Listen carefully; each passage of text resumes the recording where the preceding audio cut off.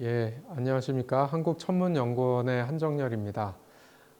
저는 오늘 조각거울 동일 위상 기술에 대해서 이렇게 소개를 좀 드리겠습니다.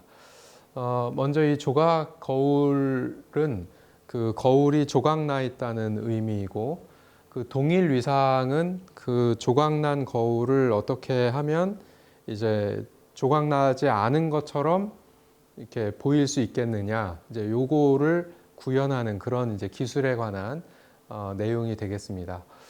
주로는 그 조각을 왜 내느냐, 기본적으로 그냥 조각 내지 말고 하면 좋겠지만, 우리가 이제 그 이렇게 우주로 올라가는 망원경이라든지 지상에도 이렇게 망원경을 만들려고 하면은 뭐 이렇게 조그만 망원경은 그냥 조각 내지 않고 하면 되지만, 이제 큰 망원경, 뭐 우리가 보통 한 2m 넘어가는 그런 망원경들은 이게 그 2m, 3m, 4m 이런 거를 그냥 하나로 만들기는 뭐 참 어렵습니다. 그래서 작은 조각으로 한 1m 정도의 그 조각 거울을 만들어서 그것을 이렇게 이어붙이기 하는 그런 방식으로 이제 사람들이 생각을 많이 하고, 실제로 그 이제 올해에 미국에서 쏘아 올릴 그 허블 우주망원경 후속으로 생각하는 그 우주망원경은 그 지름이 6.5m나 되는데, 그 6.5m가 한 번에 이렇게 확 올라가는 게 아니라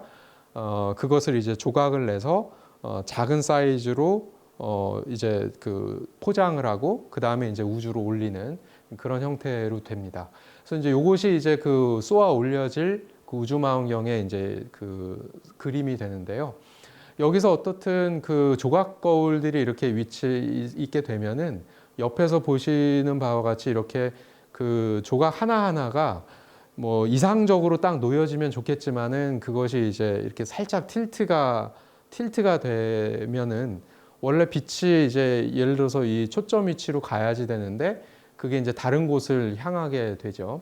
이렇게 되면은 우리가 어떻게 보이냐면, 보통 그 어떤 별이나 뭐 운하나 뭐 별이나 성간이나 이런 걸 물질을 보면은 약간 흐릿하게 뿌연하게 뭐 이렇게 보이기도 합니다. 그래서 그걸 우리가 원하는 게 아니기 때문에 어쨌든 이렇게 틸트가 되거나 아니면 이제 약간 그 위로 아래로 움직였다거나 이렇게 비이상적인 그런 것을 그 위치에 갖다가 놓도록 하는 그런 기술이 이제 되겠습니다. 그래서 이 조각 거울 독일 이상 기술은 우리가 이 기술을 개발을 하게 되면 반사면 그 거울을 이렇게 확장하는 데 되게 용이합니다. 말씀드린 대로 큰 거울 하나 만드는 것보다는 작은 거울을 만드는 건 뭐 훨씬 더 쉬운 일이고, 또 더군다나 더 큰 거울을 더 만들 수도 있어요. 그래서 반사면의 크기를 확장할 수 있는 그런 장점이 있고요. 그 다음에 환경이 변화되고, 환경이라는 게 이제 온도가 막 변화가 있고, 그 다음에 진동도 있고, 이런 그 환경이 되다 보면은 뭐 큰 거든 작은 거든 다 이렇게 흐트러지게 되는데, 그 조각 거울은 기본적으로 얘가 흐트러져 있다고 생각을 하기 때문에 그것을 이제 빠르게 이렇게 보정할 수 있는 그런 장점이 있습니다. 그래서 이제 이런 안정화의 요구를 우리가 잘 해소할 수 있는 그런 기술이라고 볼 수 있습니다. 그렇다면은 이 조각 거울 동일 이상 기술을 구현하기 위해서 어떤 기술들이 필요하냐? 여기서 이제 한 5가지 정도의 기술을 분류를 했습니다. 첫 번째가 그 연마 기술이 되겠습니다. 우선은 뭐 거울이기 때문에 거울을 진짜 거울처럼 만들어야 되는 거죠. 그래서 이제 거울처럼 만들기 위해서는 그 면을 보통의 경우에 이렇게 손으로 이렇게 문지르면은 거울이 만들어지죠. 이게 그대로 계속해서 우리가 해온 방식인데, 저희가 뭐 그렇게 해서 만들 수는 없고 그걸 이제 기계로 잘 이렇게 만들어야 되는데, 그것에 대해서는 천문연구원에서 기술을 개발해 오고 있습니다. 천문연이 독자 개발한 그런 이제 장비를 사용을 해서 그런 연마를 할 수 있는 그런 기술을 확보하려고 합니다. 두 번째로는 이제 동일 이상 센서 개발 기술인데요. 아까 여기서 틸트가 됐냐, 뭐, 요걸 우리가 이제 디센터나 뭐, 이렇게 표현을 하는데, 어쨌든 조각 거울이 이렇게 흐트러지는 그 양의 정말로 흐트러졌는지 안 흐트러졌는지를 눈으로 봐서는 잘 확인이 안 되거든요. 그러니까 그걸 얼마나 틀어졌는지를 보는 이제 그런 기술이 이제 되겠습니다. 세 번째로는 이제 소재입니다. 이 사실 조각이 한두 장 정도면은 무게가 뭐 얼마 안 되지만은 뭐 이것도 여기 아까 6.5m 가려고 하면은 그 조각이 19장이나 있어야지 되고, 뭐 저희가 천문연구원이 뭐 참여하고 있는 사업도 있습니다만 전 세계적으로 한 30m 정도 되는 그 망원경을 만들려고 하는데, 뭐 그런 거는 거의 한 500장 정도 들어갑니다. 이 500장 정도 들어가면 무게가 뭐 상당하니까 그 거울 하나의 그 무게를 가볍게 하는 것도 굉장히 중요합니다. 그래서 그 가볍게 하려면은 또 여러 방식이 있지만 그 소재 자체에 대한 연구가 필요합니다. 소재를 가볍게 만드는 거가 굉장히 이제 중요하니까요. 그래서 그것을 이제 제작하는 그런 기술이 이제 있습니다. 그 다음에 동일위상 구동부 제어.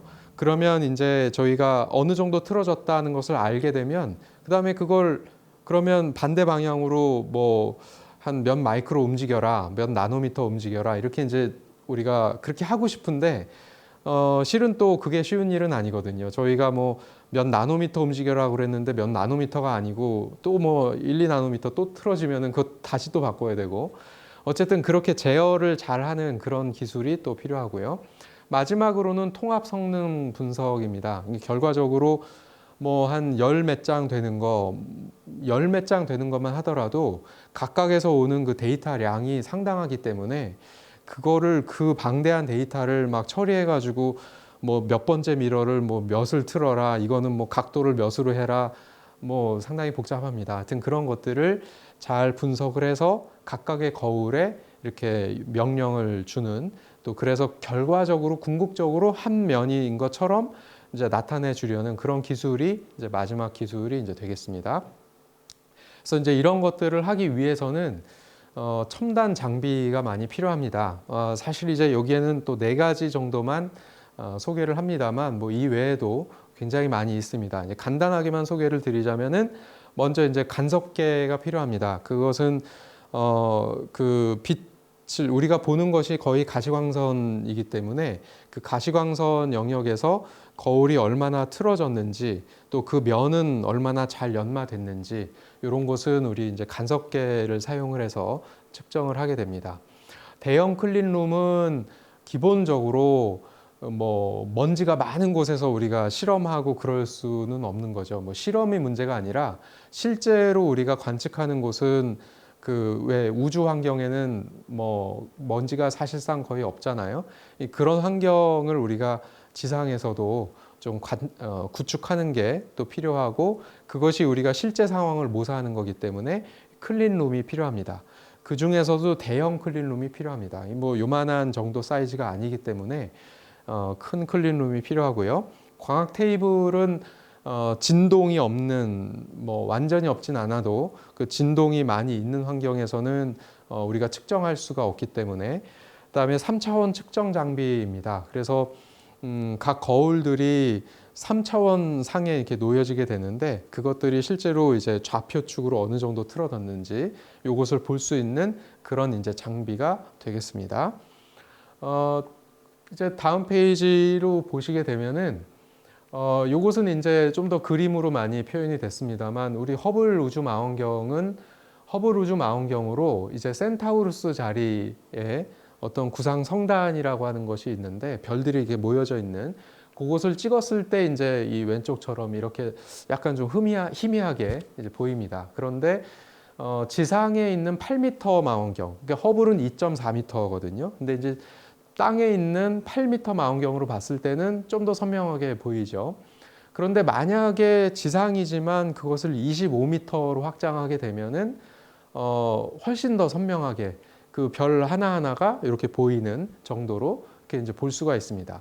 그러니까 이제 얘기 드리려는 것은 뭐냐면, 이 반사경이 크면 클수록 우리가 더 선명하게 본다는 거죠. 멀리 있는 것을. 그래서 전 세계적으로 현재는 8m 반사경이 가장 큰 반사경인데요. 그거 이상은 더 우리가 만들 수가 없는 거죠. 그럼 우리가 25m를 만들려고 하면은 8m로 만들 수는 없고, 그곳을 이제 한 뭐 1m 정도로 만들어서 이렇게 조각조각 붙여가지고 뭐 25m를 만들자. 그렇게 이제 그런 아이디어에서 온 거고, 이런 아이디어를 우리가 확장하다 보면은 뭐 우리가 경우에 따라서는 50m, 100m도 만들 수가 있는 그런 개념입니다. 그래서 이제 여기 보시면은 이제 이게 한 8m 거울입니다. 이 8m 거울만 하더라도 굉장히 큰 거울인데, 이것은 여기 도로 폭이 이제 8m를 이제, 그러니까 이거보다 더 크면은 도로로 갈 수가 없는 것이죠. 그렇기 때문에 이거보다 더 크게는 사실상 만들지를 않습니다. 세계적으로도. 예, 그런데 어쨌든 조각 거울은 이렇게 이제 우주용도 그렇지만 이렇게 군용, 그 군사용으로도 이 필요성이 인정이 되기 때문에 앞으로는 이런 방향으로 우리가 기술이 간다고 볼 수가 있겠습니다. 이 밑에 슬라이드는 조금 더 그 조각 거울을 구현하기 위해서 아까 말씀드린 대로 소재를 잘 개발하는 것을 설명하고 있습니다. 그래서 소재가 뭐 무게를 가볍게 하기 위해서는 밀도를 작게 하는 것이 이제 기본적으로 필요하고요. 이제 여기 이제 보시면은 거울 하나가 그냥 통짜 거울로 하면은 너무 무겁고요. 그것을 이제 가볍게 하려고 뭐 우리가 뭐 한국말로는 살 빼기 뭐 이런 표현도 합니다. 그래서 그 안쪽을 이렇게 깊게 파가지고 깊게 파서 이제 무게를 가볍게 하는 이제 그런 기술들을 개발을 합니다. 한편으로는 이제 경량화라고 하는데요. 그것을 이제 가볍게 파는 그런 기술들을 하고, 그 다음에 이 아까 그 저 제어를 해야 된다고 했는데, 이 제어를 뭐 그냥 한 축으로만 왔다 갔다 까딱거리기만 또 하면 되는 게 아니라 여러 축으로 왔다 갔다 막 해야 되기 때문에 좀 사실 복잡합니다. 이것이 그냥 하나만 쓰는 것도 아니고, 그래서 이제 그런 부분들을 또 개발을 해야 되고요. 이제 뭐 말씀드린 대로 여러 개의 조각 거울이 보면은 진짜 뭐 곰보처럼 이렇게 우르락부르락 막 하는데, 그것을 어떻게 성능 분석을 해서 보정할 것인가, 이 부분을 이제 뭐 우리가 사람 손계산으로 하는 건 한계가 있고, 그것을 컴퓨터로 할 수 있는 이런 프로그램을 제작하는 것, 이런 기술들에 대해서 저희가 목표를 가지고 개발을 하고 있습니다. 예, 이상입니다.